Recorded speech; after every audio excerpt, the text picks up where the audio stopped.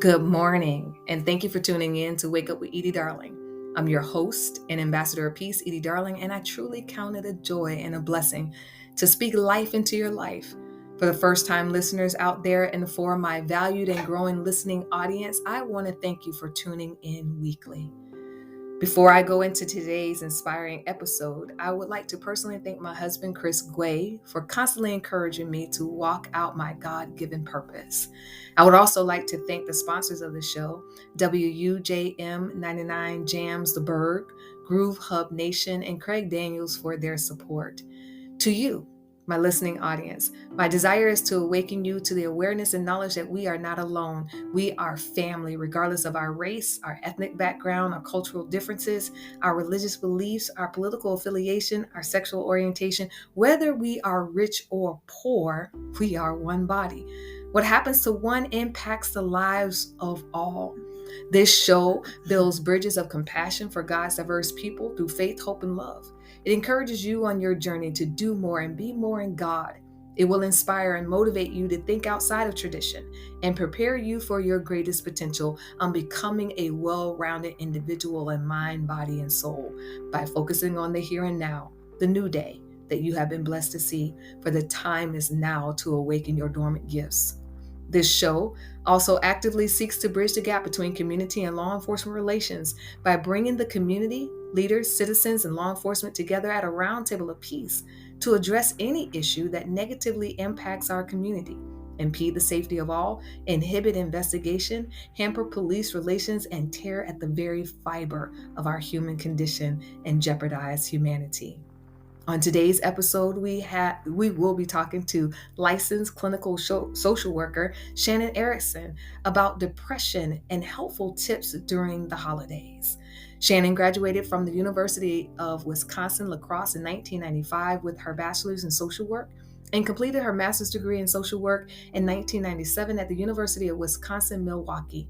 She received extensive training in solution-focused therapy while attending this university. Shannon started her career in Milwaukee doing in-home counseling for a volunteer program for first-time parents. She also worked in the juvenile justice program with adolescents and their families. Shannon moved to Florida in 1999 and obtained her license as a clinical social worker. She is now a qualified supervisor for social work interns that are working towards licensure. Upon moving to Florida, Shannon worked in community mental health in Pinellas County. She conducted in-home counseling sessions for children and families involved with the Department of Children and Families. She worked extensively with child welfare agencies in surrounding Florida counties, school systems, and judicial systems. She has experience completing comprehensive behavioral health assessments and psychosocial assessments for families involved in the child welfare system. Shannon joined the Solution Counseling Center in 2004.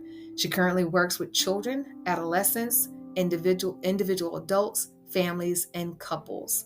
Good morning, Shannon. Thank you for coming on to Wake Up with Edie Darling. Good morning, Edie. Shannon, let's get straight into our conversation today. We know the holidays can be very difficult for individuals. What helpful tips would you give someone during this time?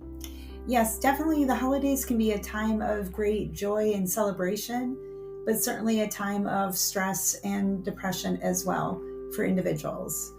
So I definitely think that there are many things that people can be aware of and do to help prepare themselves for that period of time. At the top of that, what would you say would be the top that you would put at the top of the list? I think that the first thing that people need to do as they go into the holiday season is think about what their priority is for the season. What does the holidays mean to them? Mm-hmm. Holidays can be a time of tradition, celebration of things that they've done in the past. Mm-hmm. It can be a time period of creating new tradition for a new life of where they are in their current situation. For many, holidays are spiritual significance, mm-hmm. Surrounded around spiritual traditions that they have. But I think that really setting your priorities straight first and deciding what do the holidays mean to me will help you decide how you want to spend the holidays. So when I think about that, I think about self-care. right, is that you have to put yourself first and what you can and cannot do and so forth. And so in setting those priorities, what would be two main issues that arise for people during this time? So I think the main struggles that people often will have is how they're managing stress or pressure that they feel. Holidays are an extremely busy time. So that stress and pressure may come from additional things that are on their schedule or their plate during that time period that they wouldn't normally have in their schedule. Right, especially you're thinking about for those that are still working, right? And now you're having the demands of going to parties or, trying to figure out what parties to go to, or other demands that may come from family or may come from your kids or grandkids or just people in general. Exactly. It's a very busy time of year for people. And with that busyness, it can create a lot of stress or pressure for people feeling like, how do I fit it all in? So I think, again, this is where we have to prioritize what we want to be part of and be okay with those decisions that we make. For some people, it's stress of, will I be invited to events? And will I be asked to be a part of things? Others, it may be I'm invited to many things and I have to try to discern what are the things that I feel are healthy for me to be part of or are important to me for me to be part of, and what are things that I have to politely turn down and say, no, this is too much. I can't do this. I think some of the things that we know, right? It is very hard for some people to say no, whether it is to an event or whether it's to their children, whether it is for whatever the case may be, they have a very hard time saying no. So I hear you saying right now that it's okay to say, no, I can't do this. Absolutely. And why is that so important? Again, that's part of self-care. And that is, as long as we are doing it in terms of, this is healthy for me, so we can say no out of love. Yeah. Thank you for the invite. I really do appreciate it. But unfortunately, this is something that I'm not able to do at this time. We can say it out of love and care. But yet, if we're making a decision of what is healthy for us, then it is right for us. So what if it's somebody's feeling pressured? Like, I need you here. And there comes a point where you are kind of made to feel guilty. And then you wind up stretching yourself thin, trying to go from one event to the next. What would you say to someone who might be under those type of pressures? Guilt is one of those emotions that we have to take a hard look at. Asking ourselves, why am I feeling guilty about this? Is it because I really feel like I should be there? Therefore, maybe I do need to find a way to be there with a boundary of maybe amount of time or so forth, or a certain way, but be there where I can fit it in without additional stress. Right. Sometimes guilt, though, is an emotion that comes from expectations of others. And that might be something that we have to look within ourselves and say, give ourselves permission to say no. It's okay to say no. It's not out of anything negative. It's just out of, this is something that I need to do for myself. So saying no and turning down an invite can be done as well, done in a very kind and loving way. Right. Because I've had conversations with people and they'll say, I'm just a people pleaser. But then at the same token, when you hear them say, I'm just a people pleaser, then you hear, oh my gosh, I can't believe I said yes to that. I shouldn't have said yes to that. My schedule is stressed thin. And what do you say to people pleaser? Yeah, so a lot of that we'll see like a self-imposed stress then that comes on them trying to please everyone. Yeah. I really do believe that if people really do love us and care for us, then they will accept us if we are saying to them, thank you so much for including me, but it is not good for me to be able to do this right now. This is too much for me right now. And so I feel like, again, other people that love us will accept our boundaries that we put out, but we have to accept them first. Yeah. So let's continue. One of the things we talked about in the pre-interview, you talked about financial pressures, especially in the rising costs right now. Shannon, oh my gosh, gas prices, food costs. And I know back in the day, we would probably say the same thing, but, we would spend astronomical amount of money on gifts. But now we're seeing other reasons why we can't do things the way we used to. So what would you say about that? Yes, I think that living expenses have gone up for so many people that extra income to put towards gifts is something that, again, creates a lot of stress. And if you really look at that, many times that part of spending money in gifts goes along with like societal pressures of feeling like we have to financially give to others or have gifts that are what other people are receiving. So I think that is something that we all have to ask ourselves. Mhm. What is the purpose of this gift? Am I Mhm. giving this gift out of my heart, or am I giving this gift as a way to try to keep up with what other people are doing? Right. And that can be so demanding on people, to be able to say, this is what I can do and this is what I can't do. Yes, I feel like that kind of goes back to priorities. Mhm. For many people, is looking at our priorities and being able to say, is putting money into gifts and so forth going to take away from other things that I need to designate that money to? And is that going to create a hardship later down the road? Right. Because you've heard people, I'm sure, that have said, oh, I didn't pay my mortgage this time. Absolutely. Or I didn't pay my light bill, or a significant bill that was important, just so they can make sure that they are giving to someone else. I'm not a financial planner, but maybe budgeting for, like you said, setting monies aside for that year and saying, this is what I can and cannot do. Exactly. I've noticed there's many people that come January live with a lot of stress And even regrets. more, and regrets Yeah. after high now credit card bills and things like that, or not, they don't have the money to pay other bills that they need to pay. So having a budget, going in with a plan, for some people that might mean starting to shop early Mhm. when you might find sales. Deals. Yeah. Also, I find having a plan of what you want to spend and on who, so you're not just going in shopping saying, oh, this is a good thing, this is a good sale, and then you end up spending a lot more money. If you shop specifically for what you're looking for, you could look for those items, you might be able to catch sales and deals. And I think also, Shannon, that people are just buying things just to buy things, and people really don't need the things that they're buying for them. And then they get disappointed when they open up the gift and the person didn't, get excited about the gift that they gave them, because they really don't need it. Yes, absolutely. We see a lot of that. Yeah. Buying just to buy, buying to kind of keep up with what other people are doing. Yeah. So I think that comes within us as individuals, having to set our priorities on that. What is my purpose of giving this gift?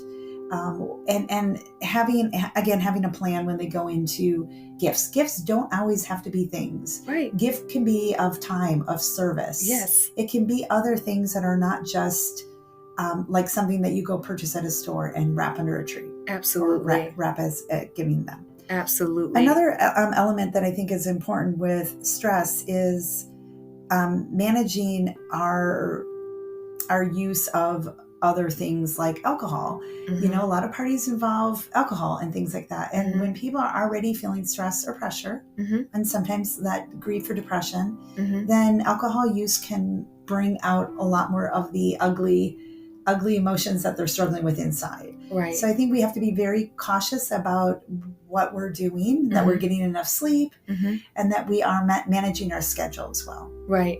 And, having been a prior law enforcement officer, I sadly have had to take people to jail during the holidays, whether it was fights at the home because they just couldn't get along, or because of the alcohol or potential other drug use during the holidays, that they've gotten DUIs, Yes.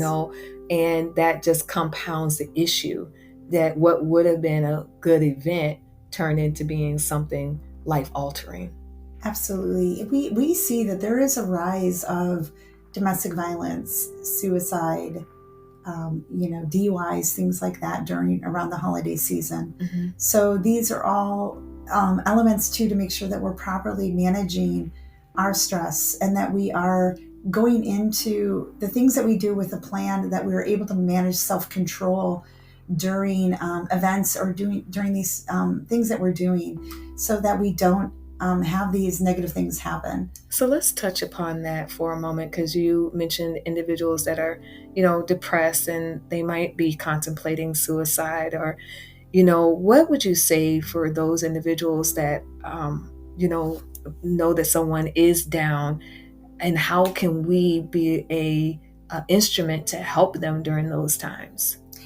I definitely agree that I think that depression, grief, loss, that is the second issue that arises much during the holiday season, which is for many people, because holidays are often about family gatherings and time of remembrance of past traditions. If somebody is going through a difficult period in their current time, or they've lost someone in the past, it's a time when a lot of those emotions tend to come up.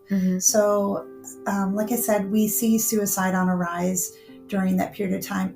And these are things that happen when people don't have healthy coping mechanisms during that period. So whether it is for you, if you see and you know of a loved one that might be struggling, it's a good period of time just to do a little extra check on them, checking in with them, asking them how they're doing, just letting them know that you're thinking of them during that time. Yeah. Keeping your eyes open to needs that they may have.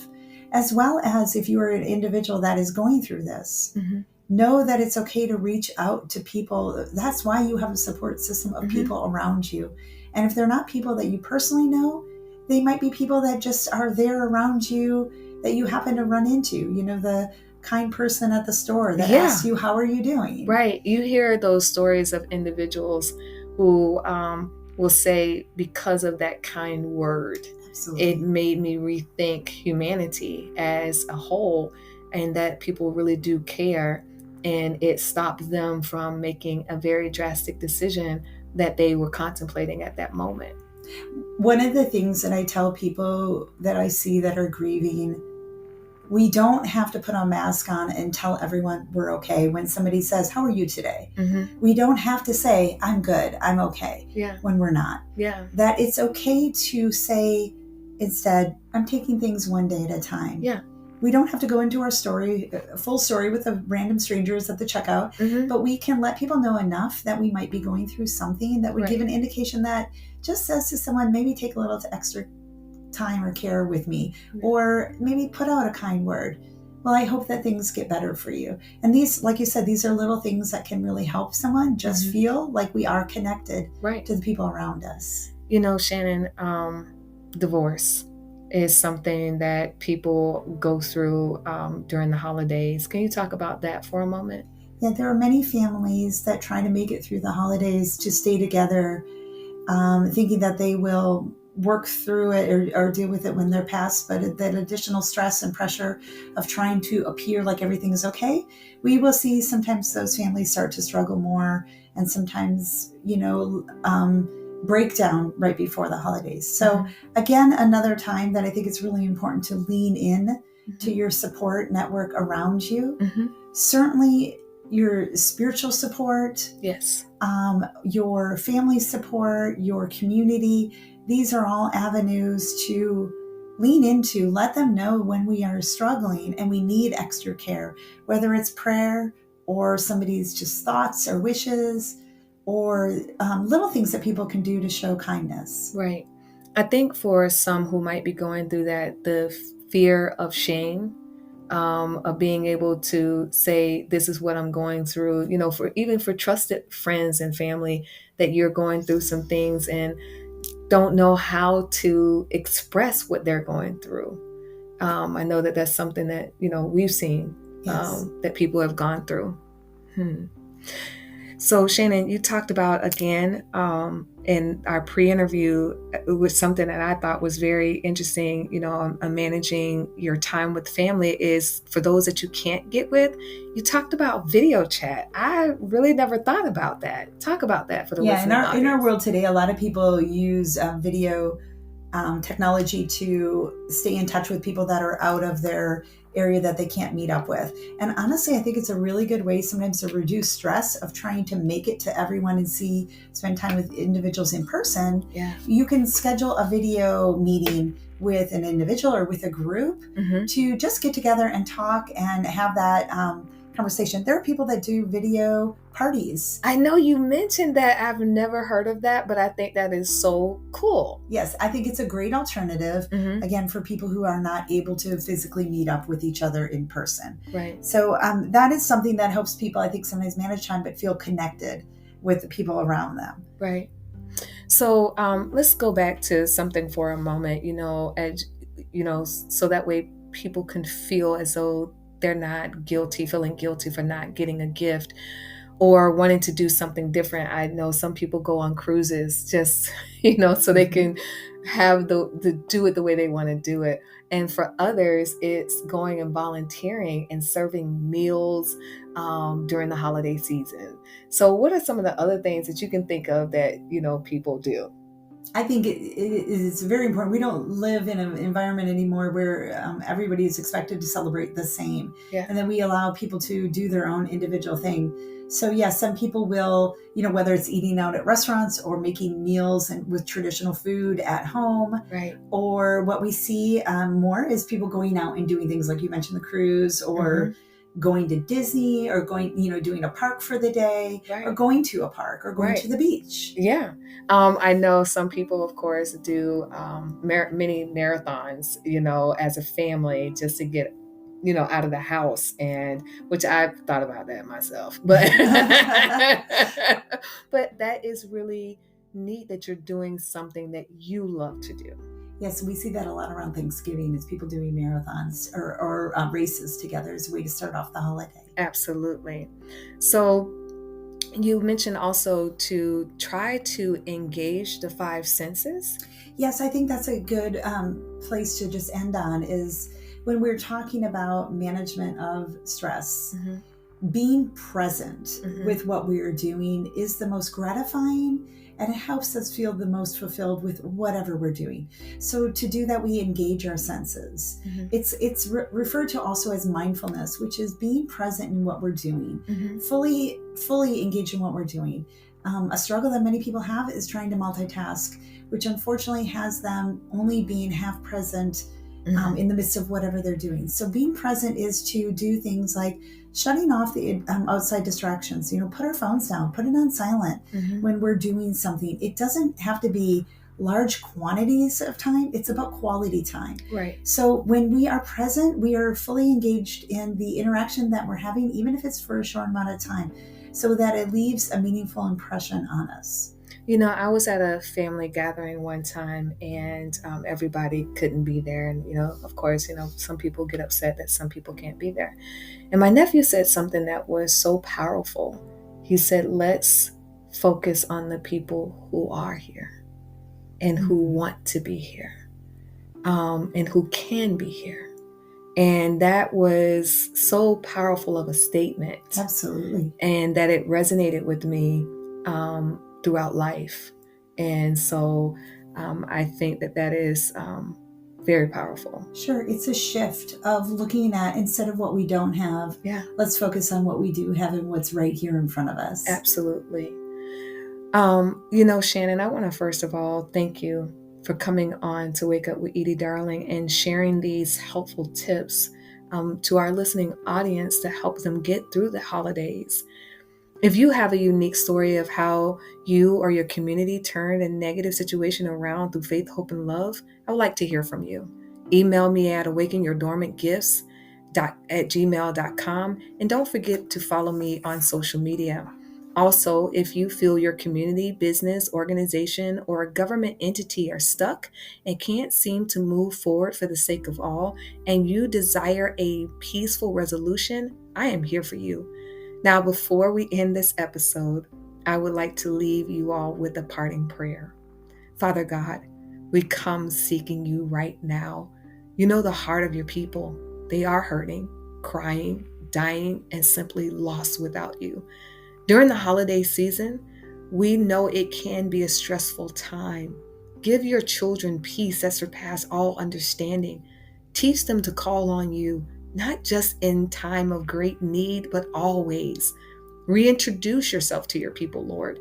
Teach us your ways. Reveal yourself to us like only you can. Open our eyes to receive your truth that sets captives free. For whom the Son sets free is free indeed. Awaken our spiritual gifts, Lord. Provide us with your wisdom, knowledge, and understanding when life's journey becomes difficult. Your word says in Deuteronomy chapter 4, verse 30 through 31, when you are in distress and all these things come upon you in the latter days, when you turn to the Lord your God and obey his voice, for the Lord your God is a merciful God. He will not forsake you, nor destroy you, nor forget the covenant of your fathers, which he swore to them. Help us to establish a personal relationship with you, Lord.